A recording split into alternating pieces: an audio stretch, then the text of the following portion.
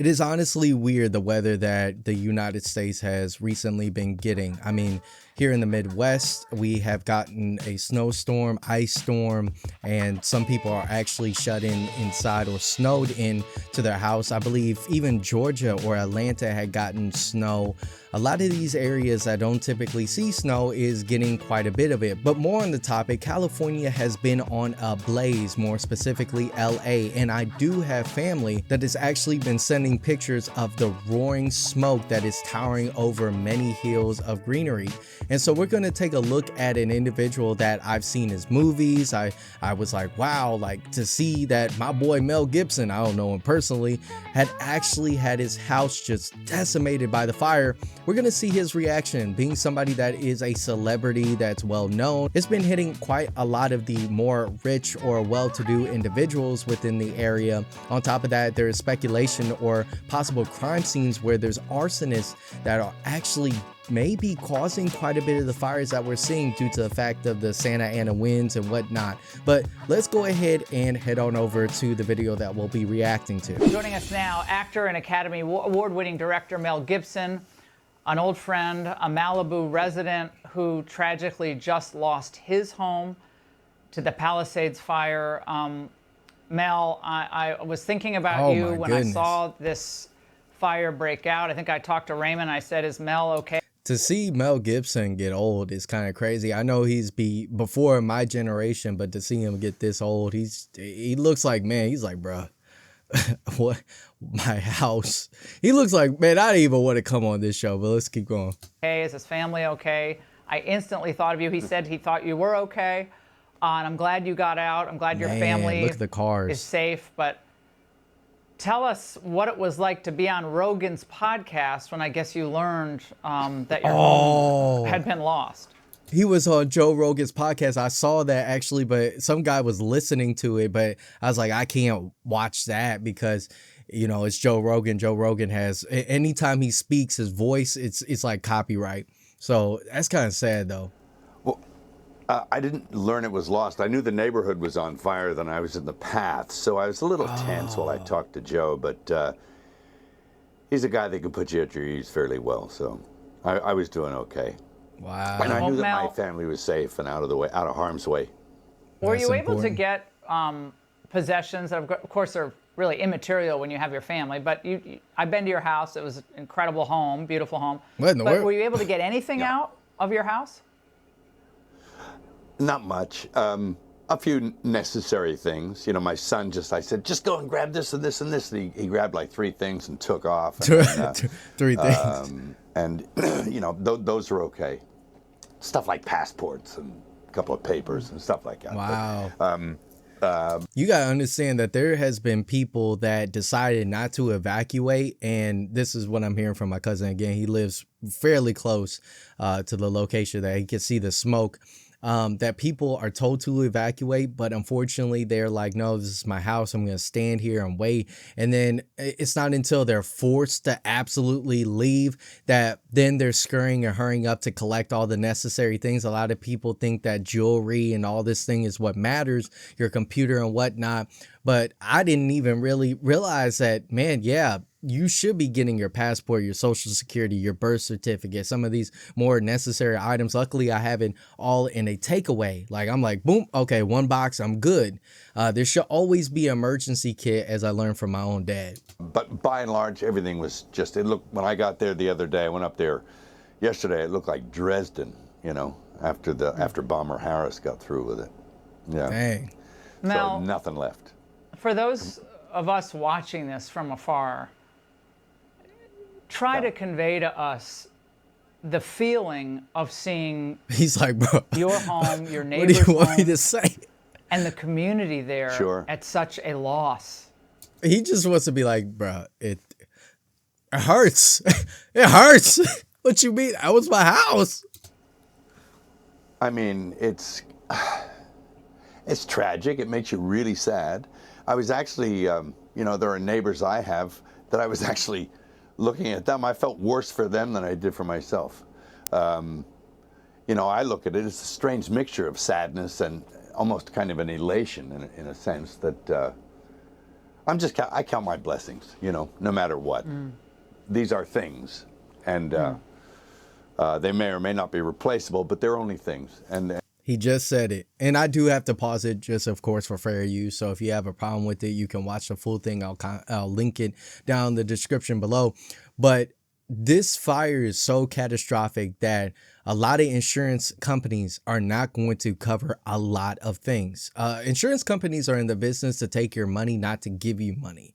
And so there's speculation that, there's some people that have driven their cars, left them there in order to let them catch fire. On top of that, you have real people going through real things. And this, I think the bill of it is just an exorbitant amount of money that the government honestly is going to have to back up a lot of what has happened. There has been also complaints of how ill-equipped the individuals that were in place to stop a lot of these fires. At one point, it was at zero containment. And so to see this destruction in Mel Gibson, I wonder, like a lot of celebrities, they put on a persona of that they're wealthy, rich, but a lot of their wealth had to be attached to sometimes jewelry, sometimes their house and whatnot. So to see this again, like I said, is truly sad. Let's keep going. And we're still here. And I just kind of look at it as almost in a weird kind of way, a purification but of course it's very sad. And there were many things, gone in the blaze that, man. I've thought about since. I thought, oh, damn, that's too bad. But, works of art, photographs, rare books, old books, some as old as, 1600, it's like crazy. Shoot. Irreplaceable. And irreplaceable stuff, yeah. So you could tell that bothers him, the books. That is a powerful thing. I'm a big reader. I love to read while I'm in the gym. Concurrently reading Sam Walton's Made in America. And, having books, that is one of the most priceless things, because if it's the first edition or the only copy left, a lot of times losing that is losing a huge potential of unlocking some knowledge. It was only a month ago that the flames threatened us, 200 meters away on the other side. And of course the wind shifted and it came in and whipped and got us from the other direction. So, wow. You see the Eaton fire is 3% contained. You've heard Go on. Both, you've heard a lot of people say a lot of things about these fires. Obviously the winds were horrific. But they were predicted. I know that last weekend, like Friday, sure. Saturday, Sunday, they said this could be tragic with these winds if any fire starts. Sure. Do you believe in what you know so far, anything could have happened like this? Yeah, well, one always suspects that this might happen. But one thinks that the resources and the capabilities of the men and women will be on standby, that they'll be able to cope with any situation that comes up. But apparently some people were asleep on the job, mainly our leaders there. And I just brought that up. And it was a huge fumble. It's a catastrophic fumble that somebody has to have some reparations in order to be like, hey, where the heck were you guys at when it came down to having the team, the reservoir water, what is going on in order for us to contain this fire? And it's kind of crazy because over in the Midwest, we're able to respond fairly quickly to the main roads to get them attended to, interstates and whatnot. Of course, there's neighborhood streets that are not going to be cleared. But when the storm came, like, this was something that at least within my state, a few other states were prepared for. Of course, we're more so accustomed and used to having this type of weather, more so back in the early 2000s than now.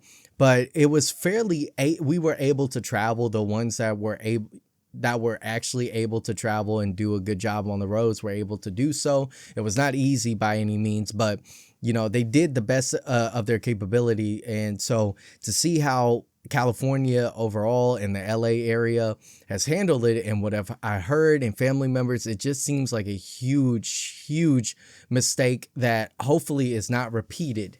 But that's something they have to live with. And but that's something that community has to live with. And it's really sad. I mean, I have many friends that are, you know, looking for a place to put a roof over their heads. Dang. And kids, and you know, they're traumatized. Oh. Someone should answer for it, but I just we'll said see. that. I think we know who the culprits are. Oh, yeah. In fact, my son he's a member of the volunteer fire brigade. He sort of interfaces between LA County Fire and people, and they assist them where they can during, before, and after the blaze. And apparently the residents in Corral Canyon caught an arsonist up there. Yep. And I just talked the guy about. was all tooled up with fire gear and equipment and stuff like that, and ready to go. And he had been lighting fires, but they corralled the guy in Corral Canyon and gave him to the police. So Yeah, there are apparently people that actively going around looking for these conditions. Yeah. Yeah, apparently, Mel, that individual was never charged. It's a very confusing set of facts because What? apparently he was reportedly trying to light things on fire, but Bro, what? it's not the fires, I guess, that they're. I mean, That's insane. It all seems very bizarre, but they have not ruled out that arson could have started the first fire. There's obviously still investigating this, and at the same time, Mel, there are numerous complaints, as you alluded to, that the fire hydrants did not have water or water pressure, and the LA fire chief herself reacted. Watch this. Oh, snap. My stance on this is when a firefighter comes up to a hydrant, we expect there's going to be water. We don't control the water supply. Our firefighters are there to protect lives and property and to make. Wait, so, okay, hold on.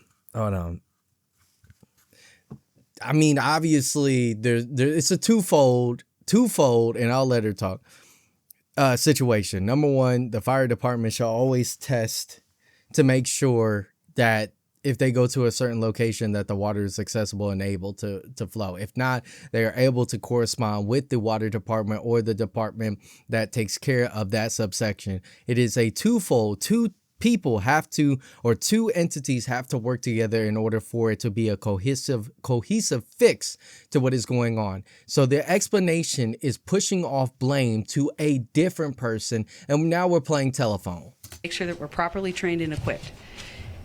That's my position on this. So if there's no water, I don't know how the water gets to the hydrants. You don't know how oh man. Oh no, that's crucial for us to watch right there. We're going to end it here soon, but she just says she doesn't know how the fire hydrants work. It would like be, as a truck driver, it would be like, I don't know how the distribution center works.